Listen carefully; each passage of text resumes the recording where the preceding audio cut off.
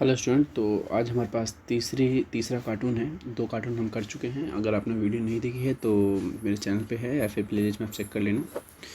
तीसरे वाले में देखते हैं क्या है।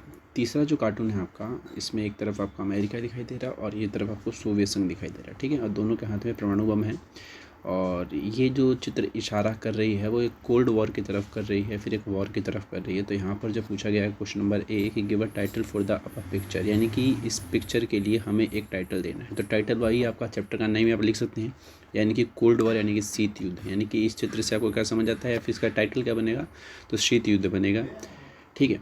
सेकंड क्वेश्चन आपका कि हाउ यूएसए शोज इट्स हेगेमनी, यानी कि ये जो अपना वर्चस्व है वो किस रूप में दिखाता है, कौन आपका यूएसए। तो इसका जो वर्चस्व है वो 3 रूपों में देखने को मिलता है, संस्कृति के रूप में, सेना के रूप में और आर्थिक शक्ति के रूप में। अभी के समय में जो सबसे पावरफुल अगर देश कहा जाता है तो यूएसए को ही कहा जाता है। कहने का जो रीज़न होता है वो ये है कि मान लीजिए जो अभी वर्ल्ड के टॉप पर जो कंपनीज जैसे कि मान लीजिए अमेज़ॉन हो गई, माइक्रोसॉफ्ट हो गई, वो सब कहाँ की है, यूएसए की ही है। सबसे अगर वर्ल्ड क्लास आर्मी की बात करी जाए, सेना की बात करी जाए, मिलिट्री की बात करी जाए, हथियारों की बात करी जाए तो वो भी यूएसए की ही है। अगर आप आईफोन की बात करते हैं तो सबसे बढ़िया फ़ोन बताया जाता है उसको, तो वो भी कहाँ का आपका अमेरिका का ही है। इसके अलावा यहाँ की जो संस्कृति है वो हर देश में फैल चुकी है, यानी कि इंडिया में हर एक व्यक्ति जो है वो अमेरिका की चीज़ें लेना पसंद करता है, फिर वहाँ के कपड़े पहनना पसंद करता है।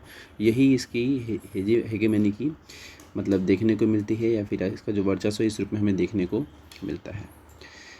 सी ए क्वेश्चन कि name 2 allied countries each of this super powers, यानी कि हमें क्या करना है इसमें। जैसे कि मान लीजिए एक ड्राइंग में आपको अमेरिका दिख रहा है, सोवियत संघ दिख रहा है, तो इसमें अमेरिका के साथ कौन सी कंट्री दे रही थी और सोवियत संघ का कौन सी कंट्री साथ दे रही थी, ये पूछा गया है। तो ईस्टर्न कंट्रीज जो थी वो सोवियत संघ का साथ दे रही थी और जो वेस्टर्न कंट्रीज़ थी वो अमेरिका के साथ दे रही थी। तो ईस्टर्न कंट्री में कौन सी आएगी, पोलैंड आएगी, बुल्गारिया आएगा, रोमानिया आएगा, वो सब सोवियत संघ का साथ यानी कि यूएसएसआर का साथ दे रही थी।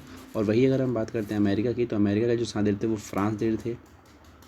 फ्रांस आप लिख सकते हैं, और बेल्जियम, कनाडा, डेनमार्क और आइसलैंड और इटली, लक्समबर्ग, नीदरलैंड, ये सभी जो कंट्रीज़ थी वो इसका साथ दे रही थी, ठीक है।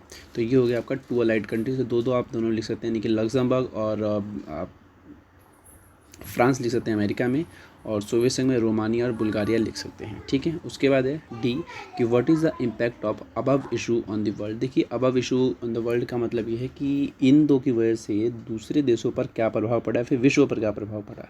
तो प्रभाव यही पड़ा कि जितने भी देश थे वो सभी डरे हुए थे कि इन 2 देश जो हैं आपस में अगर लड़ गए तो इनके पास इतने परमाणु हथियार हैं जिसकी वजह से बाकी देशों को भी खतरा हो सकता है। उनके ऊपर भी मतलब साया मंडरा रहा था वॉर का, और सभी देश इनसे डरे हुए थे शीत युद्ध के समय में। अगर आपने वो चैप्टर पढ़ा होगा तो उसी चैप्टर का ये कार्टून भी है। चैप्टर के अंदर नहीं है, नया है कोई, जो कि सीबीएसई ने अपनी वेबसाइट पर अपलोड करा है, ठीक है। तो बस यही आप इसको बताना है और चारों क्वेश्चन हो गए आपके। मिलते हैं फिर अगली वीडियो में, जिसमें भी हमारे पास 2 कार्टून और है जो कि सीबीएसई ने अपलोड किए हैं।